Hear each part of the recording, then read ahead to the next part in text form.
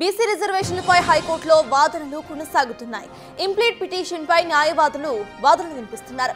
42% reservation bill pass అయింది అని ఇటు చీఫ్ జస్టిస్ అడగ్గా ఆగస్టు 31నే పాస్ అయిందని వివరణ ఇచ్చారు. కానీ బిల్ గవర్నర్ దగ్గర ఇంకా పెండింగ్ లోనే ఉందని పిటిషనర్ తరపు లాయర్లు కోర్టుకు తెలిపారు. విచారణ నేపథ్యంలో మంత్రులు వాకిటి శ్రీహరి, పొన్నం ప్రభాకర్ కోర్టుకు హాజరయ్యారు.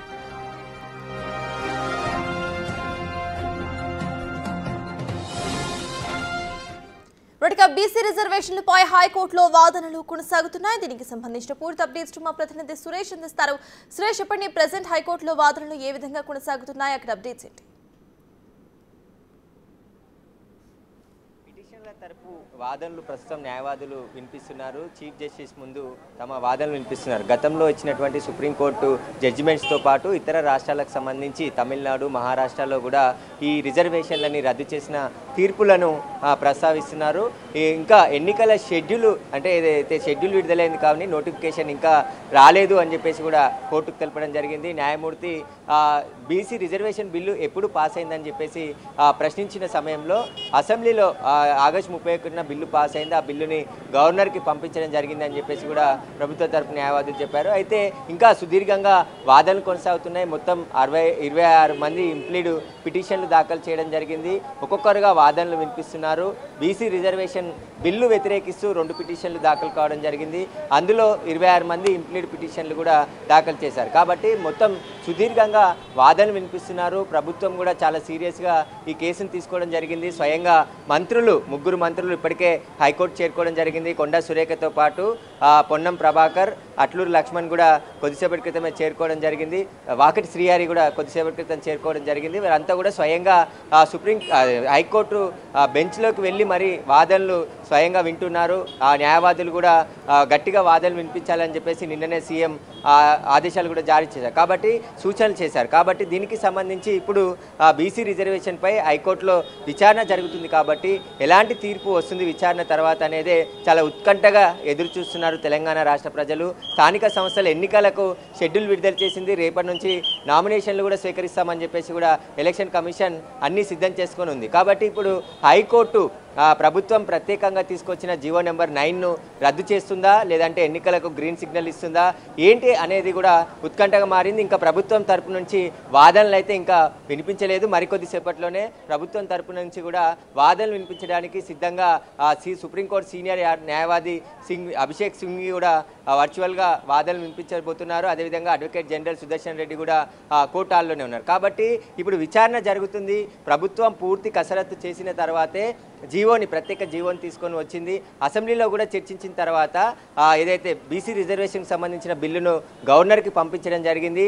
అన్ని పార్టీలకు సంబంధించిన ఆమోద యోగ్యం తర్వాతే గవర్నర్ దగ్గర పంపించాం. కానీ గవర్నర్ ఇంకా పెండింగ్ డిసిషన్ తీసుకోలేదు. కాబట్టి ప్రత్యేక జీవోని తీసుకువచ్చి ఎన్నికలు నిర్వహించాలని చెప్పేసి కూడా ముందుకు వెళ్తున్నట్టు కోర్టు దృష్టికి తీసుకొని రావడం జరిగింది.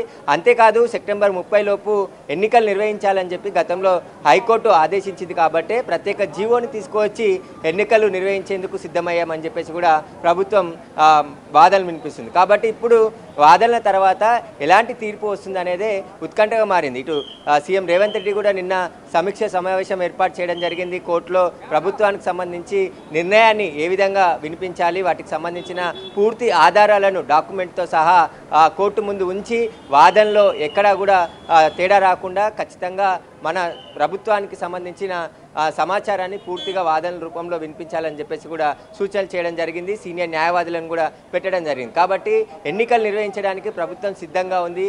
బీసీ రిజర్వేషన్లు రాహుల్ గాంధీ జోడో యాత్ర జరిగినప్పటి నుంచి కూడా బీసీలకి కులగణన జరగాలని చెప్పేసి భావించారు. అందుకు అనుగుణంగానే తెలంగాణలో కాంగ్రెస్ ప్రభుత్వం ఏర్పడిన వెంటనే కులగణన శాస్త్రీయబద్ధంగా చేశాము.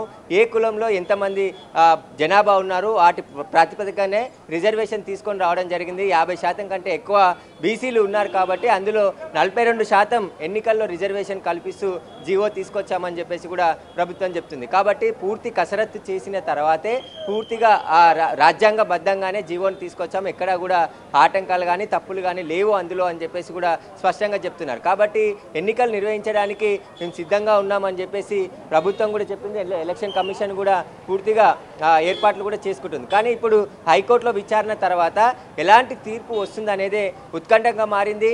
సీనియర్ న్యాయవాదులు కూడా చాలామంది ఇంప్లీడ్ అయిన అభ్యర్థి ఎవరైతే ఇంప్లీడ్ అయ్యారో ఈ కేసులో వారి తరఫున కూడా వాదనలు వినిపిస్తున్నారు. పూర్తిగా కొన్ని రాష్ట్రాలకు సంబంధించిన జడ్జిమెంట్స్తో పాటు సుప్రీంకోర్టు జడ్జిమెంట్లను కూడా వినిపిస్తున్నారు. ఎందుకంటే 50% మించి రిజర్వేషన్లు మించకూడదు అని చెప్పేసి గతంలో సుప్రీంకోర్టు తీర్పులు ఇచ్చింది. కాబట్టి ఇప్పుడు 67% రిజర్వేషన్లు బీసీలు అంటే మొత్తం ఓవరాల్గా రిజర్వేషన్లకు సంబంధించి 67% పెరిగింది. కాబట్టి అది మిగతా వారికి ఎఫెక్ట్ చూపిస్తుంది అని చెప్పేసి కూడా వాళ్ళు వాదనలు వినిపిస్తున్నారు. కాబట్టి పూర్తిగా ఇరు వాదనలు విన్న తర్వాత హైకోర్టు ఎలాంటి నిర్ణయం తీసుకుంటుంది అనే దానిపైనే ఉత్కంఠగా మారింది. ఇప్పటికే సుప్రీంకోర్టులో కూడా పిటిషన్లు దాఖలు చేశారు. ఆ పిటిషన్లని సుప్రీంకోర్టు డిస్మిస్ చేసిందని చెప్పేసి కూడా హైకోర్టు దృష్టికి తీసుకొని వచ్చారు. సురేష్, ఇటు చూస్తే హైకోర్టులో ఇంకా వాదనలు కొనసాగుతున్నాయి కనుక ఇటు సుప్రీంకోర్టు పిటిషన్ డిస్మిస్ చేసింది. ఇఫ్ ఇన్ కేస్ ఇక్కడ హైకోర్టులో వాదనలు ఏవైతే ఉన్నాయో అవి కనుక గవర్నమెంట్కి పాజిటివ్గా వస్తే మళ్ళీ సుప్రీంకోర్టుని ఆశ్రయించే అవకాశం ఉందనుకోవాలి. అట్ ద సేమ్ టైం వీళ్ళు మహారాష్ట్ర ఇష్యూని కూడా కోర్టు చేస్తున్నారు. అక్కడ 50% మించిన రిజర్వేషన్స్ కల్పించినప్పుడు ఎలక్షన్స్ని రద్దు చేశారు అనేది కూడా కోర్టు చేస్తున్నారు. మరి ఆ సందర్భాన్ని ఇటు హైకోర్టు పరిగణనలోకి తీసుకుంటుంది అనుకోవాలా ఇవాళ ఇచ్చే వాదనల అనంతరం కూడా? అంటే ఇప్పుడు హైకోర్టు పిటిషన్ల తరపు న్యాయవాదుల వాదనలే వింటున్నారు. కాబట్టి ప్రభుత్వ తరపు న్యాయవాదులు కూడా అనేక జడ్జిమెంట్లు ఉన్నాయి, ఆ ప్రభుత్వాలు తీసుకున్న నిర్ణయాలు ఉన్నాయి, వాటన్నిటిని కూడా వినిపిస్తామని చెప్పి సిద్ధంగా ఉన్నారు. స్వయంగా మంత్రులు కూడా హైకోర్టుకు చేరుకోవడం జరిగింది. మంత్రులు కూడా నిన్న న్యాయ నిపుణులతో పూర్తిగా సమావేశం కూడా జరిగింది. ఎలా వ్యవహరించాలి, హైకోర్టు దృష్టికి ఏ అంశాలు తీసుకెళ్లాలి, వాటికి సంబంధించిన పూర్తి కసరత్తు చేసిన తర్వాతే ఖచ్చితంగా బీసీలకు రిజర్వేషన్ న్యాయబద్ధంగా జరగాల్సిన రిజర్వేషనే కల్పించాము. కులగణనలో అనేక అంశాలు సేకరించడం జరిగింది. ఆ కులగణనలో వచ్చినటువంటి లెక్కల ఆధారంగానే బీసీ రిజర్వేషన్ కల్పించామని చెప్పేసి కూడా ప్రభుత్వం చెప్తుంది. ఒకవేళ హైకోర్టులో ప్రభుత్వానికి వ్యతిరేకంగా తీర్పు వస్తే ఖచ్చితంగా సుప్రీంకోర్టుకు వెళ్ళి మళ్ళీ సుప్రీంకోర్టులో కూడా వాదనలు వినిపించే అవకాశం ఉంది. కానీ అలాంటి రాకుండా ప్రజల ఆకాంక్ష ఇది, బీసీలకు సంబంధించిన ఎప్పటి నుండో ఉన్న డిమాండ్. కాబట్టి ప్రస్తుతం ప్రజలకు అనుకూలంగానే తీర్పు వస్తుంది. ఒక వ్యక్తి వేసిన పిటిషన్ని పరిగణలోకి తీసుకొని అతని స్వార్థానికి సంబంధించి మొత్తం తీర్పు వెల్లడించొద్దు అని చెప్పేసి కూడా న్యాయవాదులు వాదనలు వినిపించే అవకాశం కనబడుతుంది. అతను స్వయంగా తనకు అన్యాయం జరుగుతుంది, నేను ఎన్నికల్లో పోటీ చేయాలనుకుంటున్నాను, బీసీ రిజర్వేషన్ తీసుకొస్తే తాను పోటీ చేయలేను అని చెప్పేసి కూడా తన ఒక్కరికి సంబంధించిన మాత్రమే పిటిషన్లో పేర్కొన్నాడు. కాబట్టి దానికి సంబంధించి ఇప్పుడు బీసీ ప్రజలకు సంబంధించిన నిర్ణయం హైకోర్టు తీసుకునే అవకాశం ఉంది అని చెప్పేసి కూడా కాంగ్రెస్ నాయకులు ఆశావాదం వ్యక్తం చేస్తున్నారు. ఒక్కొక్కరుగా కాంగ్రెస్ నాయకులతో పాటు బీసీ సంఘం నాయకులు కూడా పెద్ద ఎత్తున ఇక్కడికి రావడం జరిగింది. స్వయంగా హైకోర్టులో జరుగుతున్న వాదనల్ని ప్రత్యక్షంగా వింటున్నారు. కాబట్టి ఏం జరుగుతుందనేది ఇప్పటికే పోటీలో ఉన్నటువంటి అభ్యర్థులంతా కూడా ఎంపీటీసీ, జెడ్పీటీసీ, సర్పంచ్లకు సంబంధించిన అభ్యర్థులంతా కూడా ఉత్కంఠగా ఎదురు చూస్తున్నారు. ఎన్నికలు జరుగుతాయా, వాయిదా పడతాయా, లేదంటే జీవో రద్దు చేస్తే ఖచ్చితంగా మళ్ళీ టైం ఇచ్చే అవకాశం ఉంటుంది, ఎన్నికలు షెడ్యూల్ ప్రకారం జరిగే అవకాశం ఉండదు. కాబట్టి ఇప్పుడు తీర్పు ఈరోజు ప్రభుత్వానికి అనుకూలంగా వస్తే యథావిధిగా ఎన్నికలు జరిగే అవకాశం ఉంటుంది. కానీ జీవోని మాత్రం కొట్టివేస్తే ఖచ్చితంగా ఎన్నికలు వాయిదా పడే అవకాశం ఉందని చెప్పేసి కూడా న్యాయ నిపుణులు చెప్తున్నారు,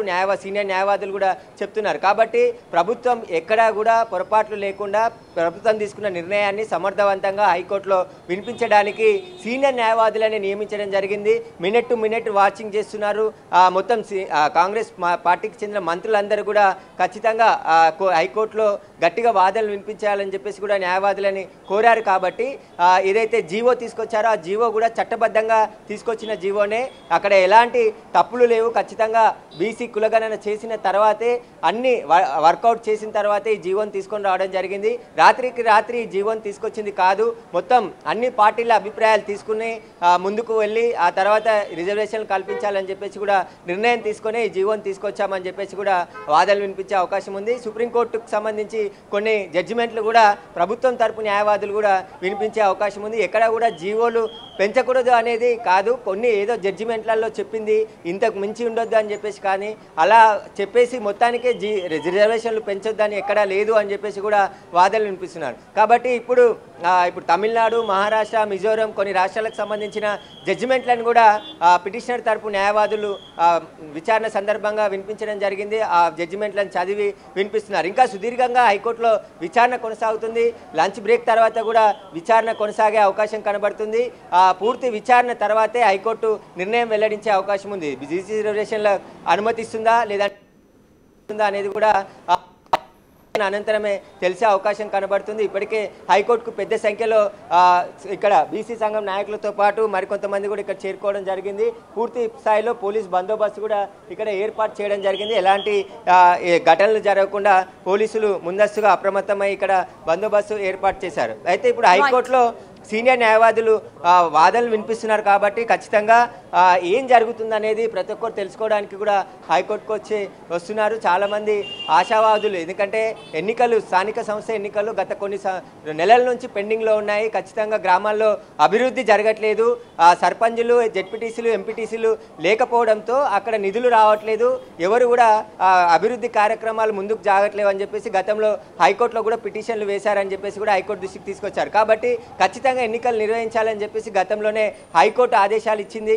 ఆ ఆదేశాలకు అనుగుణంగానే ప్రభుత్వం నిర్ణయం తీసుకుందని చెప్పేసి కూడా వాదనలు వినిపిస్తున్నారు. ప్రస్తుతం అయితే ఇంకా విచారణ కొనసాగుతుంది. విచారణ అనంతరం ఎలాంటి తీర్పు వస్తుందనేదే ఉత్కంఠగా మారింది. Yes, thank you, Suresh.